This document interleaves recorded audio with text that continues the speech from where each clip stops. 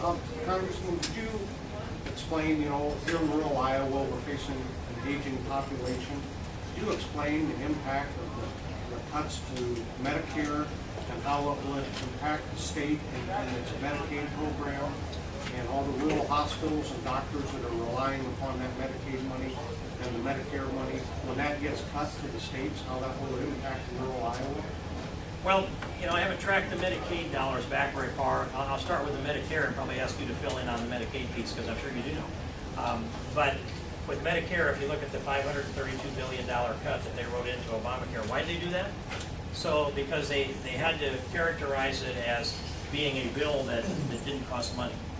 And so it sets up 4 years of tax collections before the benefits that they're supposed to fund kick in. If you collect taxes for 4 years and you if you collect taxes for 10 years and you spend for 6 of those 10, you get a plus up. And Barack Obama said, I believe it was as a candidate, he knew that where there was $500 billion in fraud in Medicare. And I wondered at the time, why don't you just go get that then? You're the President of the United States, you just tell your people, there's fraud. If you know where it is, how can you not go get it? But it was like it was a secret, and they were going to put that secret into the package of Obamacare to justify the cuts. What it really does is, if there is fraud there, and I don't think it's prevalent in this part of the country in any measurable way, but if there is fraud there, they will cut the whole budget down, and the crooks will still get theirs. Meanwhile, what happens is, unless you identify right where it is and you put systems in place to fix it, I don't know who's doing that. I don't know if anybody is.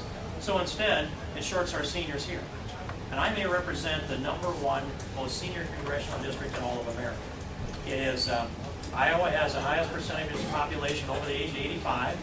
And in the 5th district, those 32 counties in western Iowa, we had 10 of the 12 most senior counties in the state. So if we have that many senior counties from Iowa, highest population over 85 is probably the most senior district.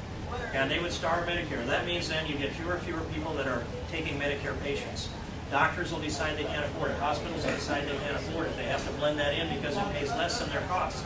That means that it rations your health care and you have to drive further to find somebody that will. And at a certain point, you run out of access.